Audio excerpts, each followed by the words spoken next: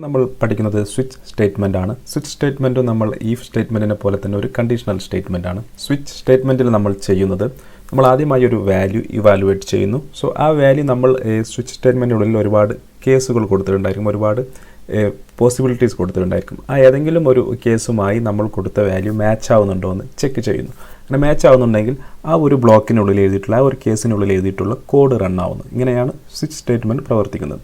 So നമുക്കൊരു programme ചെയ്ത് നോക്കാം. സോ നമ്മളിതിൽ 1 2 3 എന്ന് പറയുന്ന ഏതെങ്കിലും ഒരു നമ്പർ എൻ്റർ ചെയ്യുകയാണെങ്കിൽ, സോ നമ്മൾ 1 എൻ്റർ ചെയ്യുകയാണെങ്കിൽ നമുക്ക് ഇംഗ്ലീഷ് ലെറ്ററിൽ 1 എന്ന് ലഭിക്കണം. 2 ആണെങ്കിൽ ഇംഗ്ലീഷ് ലെറ്ററിൽ 2 എന്ന് ലഭിക്കണം. 3 ആണ് നമ്മൾ എൻ്റർ ചെയ്യുന്നതെങ്കിൽ ഇംഗ്ലീഷ് ലെറ്ററിൽ 3 എന്ന് ലഭിക്കണം. ഇതല്ലാതെ വേറെ ഏതെങ്കിലും ഒരു നമ്പർ നമ്മൾ എൻ്റർ ചെയ്യുകയാണെങ്കിൽ നമുക്ക് ഇൻവാലിഡ് നമ്പർ എന്ന് ലഭിക്കണം. സോ ഇതാണ് ഈ ഒരു പ്രോഗ്രാമാണ് നമ്മൾ ചെയ്യാൻ പോകുന്നത്. സോ നമ്മൾ ആദ്യമായി നമ്മൾ ഈ ടെക്സ്റ്റ് ബോക്സിൽ എൻ്റർ ചെയ്യുന്ന വാല്യൂ നമ്മൾ ഈ num1 എന്ന് പറയുന്ന വേരിയബിളിലോട്ട് പോസ്റ്റ് മെത്തേഡ് ഉപയോഗിച്ച് സേവ് ചെയ്യുന്നു.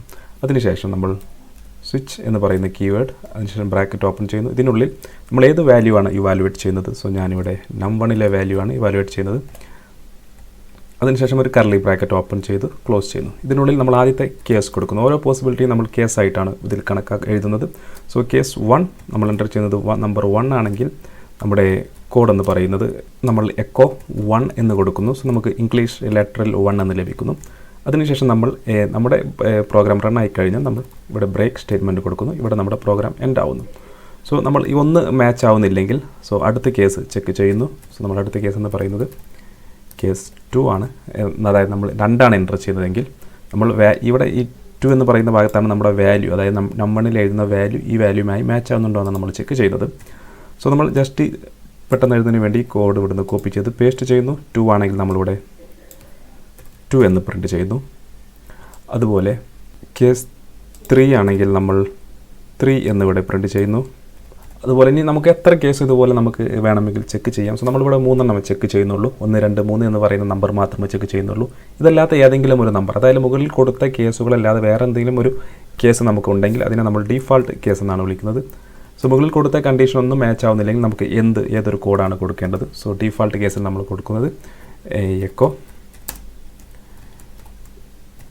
ഇൻവാലിഡ് നമ്പർ എന്ന് കൊടുക്കുന്നു. ശേഷം നമ്മൾ ബ്രേക്ക് സ്റ്റേറ്റ്മെൻറ്റ് കൊടുക്കുന്നു.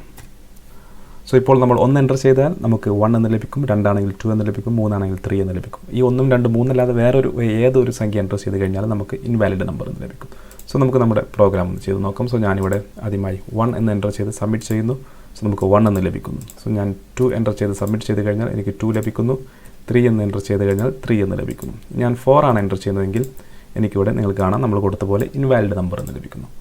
നമുക്കൊന്നുകൂടി നോക്കാം. 1 ആണെങ്കിൽ 1, 2 ആണെങ്കിൽ 2, 3 ആണെങ്കിൽ 3. ഞാനിവിടെ 5 എൻ്റർ ചെയ്ത് കഴിഞ്ഞാൽ ഇൻവാലിഡ് നമ്പർ എന്ന് ലഭിക്കുന്നു. സോ ഇത്തരത്തിലാണ് ഇത് പ്രവർത്തിക്കുന്നത്. ഇനി നമുക്ക് എന്തെങ്കിലും ഒരു ലെറ്റർ എൻ്റർ ചെയ്ത് കഴിഞ്ഞാൽ, ഉദാഹരണമായി ഞാനിവിടെ ഈ ഇൻപുട്ട് ടൈപ്പ് എന്നുള്ളത് ടെക്സ്റ്റ് ആക്കുന്നു.